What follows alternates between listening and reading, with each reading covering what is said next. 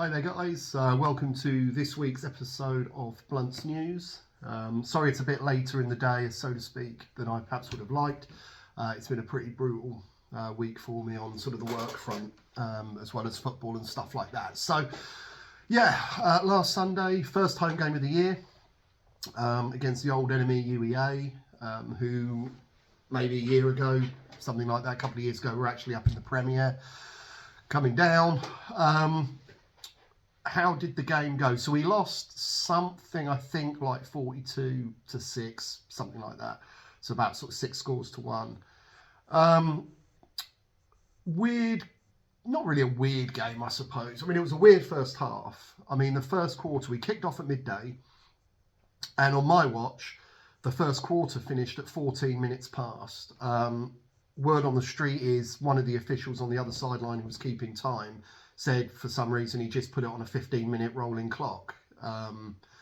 So that was over quick. I think we'd only had one possession each or something mad like that in the first quarter, and everyone was a bit kind of like, what?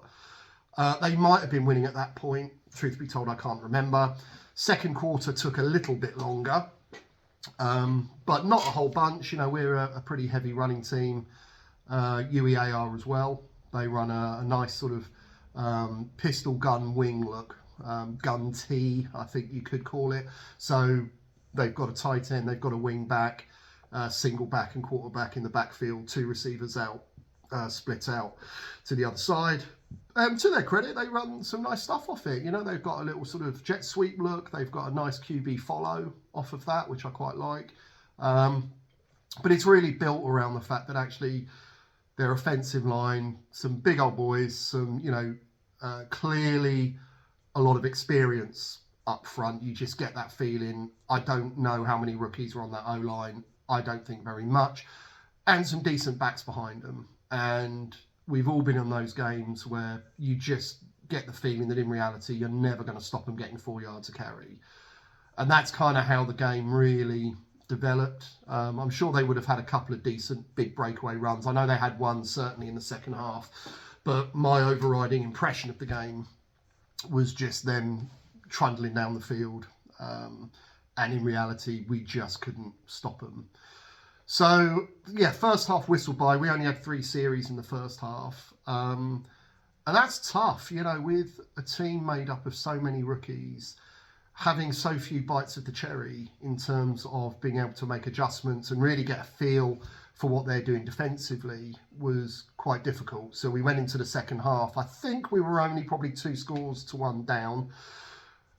So we were sort of feeling, okay, well, if we get something going, you know, we could be well back in this.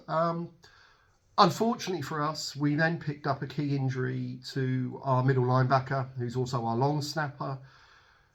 And because we've just not had the time to really focus on special teams, and because then we were chasing the game, we decided just to go for it on 4th down a lot, which as a result never gave them what you would call ridiculously short fields. But, you know, they were taking the ball over on halfway, you know, on the 40 going in, that sort of stuff. And then when you're already struggling to stop them moving the ball, you know, that then added another score here, then we might get 1 first down, move the ball a little bit, then just give it up on downs. And again, then they'd sort of take over. And they looked after the football very well. I don't think they had any fumbles, for example. I don't think we got any interceptions.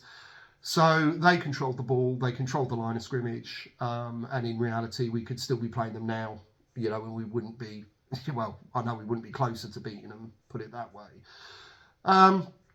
Having said that, there were, again, some things that went against us, which was frustrating. I don't think the officials had the best day of their lives. For example, there was a clear offensive pass interference on our linebacker. And don't get me wrong, that linebacker then, that was Trey. He got knocked to the ground, and to his credit, he basically leapt up like Lazarus and made the tackle for no gain.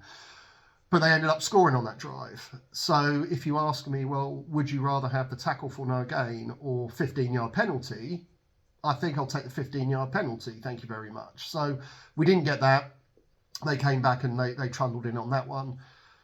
Second game in a row, we had an absolute boneheaded, unsportsmanlike conduct play, penalty rather, which, you know, and I'm sort of trying to say to the guys, it's like, you have to understand, I've coached literally entire seasons where we've not had a single unsportsmanlike penalty.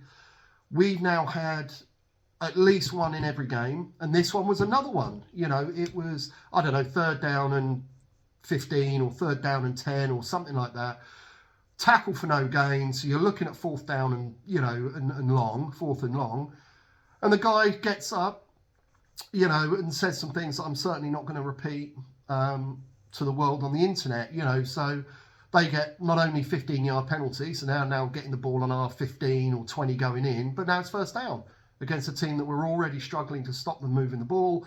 Guess what? They scored. And then the last one was a pass which was actually forwards, which was called backwards, and because of our inexperience, the receiver dropped it, kind of got confused, and everyone was like milling around really, and then one of the UEA guys just thought, hold on a minute, picked it up, ran it 20 yards the other way into our end zone. So, you know, and at that point you just have to kind of laugh a little bit in a black comedy way, you know, because we have talked about this, guys. Do you know what I mean? As much as I say we haven't had a particularly long pre-season, you know, we have said to guys when a ball's live, when it's not. We do scrimmage heavily in practice, which is a judgment call by me, because I think live reps is probably going to benefit us more than indie work at this point, you know, with such a short pre-season, 3 games on the bounce, you know, that's the kind of vibe I've gone for, and as a result we have talked about this.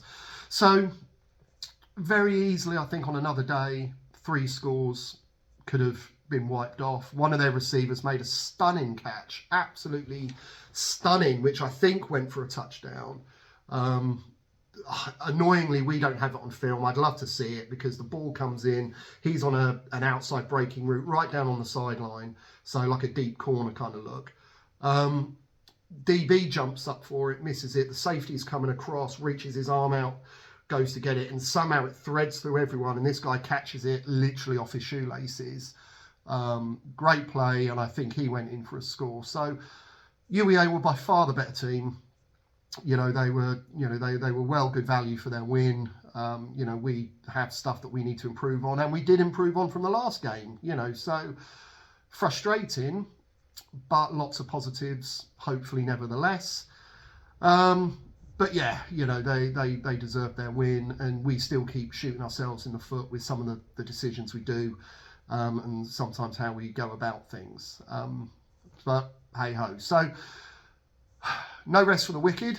So this week we have Kent, who ominously beat UEA. So we've got them at home tomorrow. As I said, we've got a couple of injuries, which is a problem. You know, so it's going to be a pretty wild ride, I think, to put it lightly. But I'm hoping we can show improvement in terms of team organisation. You know, last week we were, you know, scrapping around trying to find chain crew, trying to find ball boys. We didn't get to film the game because what helpers we could have leveraged on the sideline, we'd already roped in to do the other jobs. So that was incredibly irritating, to say the least. And unfortunately, UEA won't trade film with us. You know, yeah, I mean, you know, I'm not sure that helps the game very much, if I'm totally honest with you. But I sent them our film from the first game we played, because that's not really how I want to conduct myself, you know, as somebody responsible for the development of the sport in the country. But anyway, so we had a few clips, which I might try to stick online somewhere. I've got a new website hopefully being built, where we can start putting some game film up and bits and bobs like that. But so yeah, so this week we got Ken. I don't think, from what I've heard schematically, there's anything that's going to, you know, worry us as such. But at the moment, you know, the same messages are coming across on defense, and the offense is still struggling to find their feet, crucially in terms of throwing the ball, which is a problem. So hopefully we can move forward tomorrow and see what we can do. So thank you as well, lastly, to all the alumni who turned up last week. It was great seeing Pete Hannon, Chris Baker was there, Matt Excel made the trip with his gorgeous family. It was great to see you, buddy. Neil O'Hare came out for it. I know there were some of the more recent graduates who I don't know were cheering on the sideline as well. So it was really, really good to start seeing some people coming back for it, as well as the support from some of the Glads too. So there we go. So we've got, yeah, as I say, Kent at home tomorrow, midday kickoff at Boundary Road Stadium. Be fantastic to see some more smiley, cheery faces. And then thank God we've got a week off.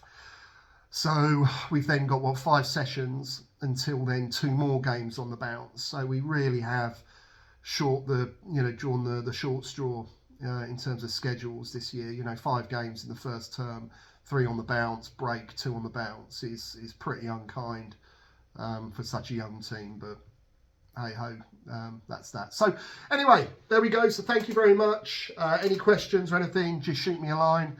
But yeah, there we go. Wish us luck for tomorrow, guys. Have a great weekend, and I'll see you all later. Toodaloo. Bye bye.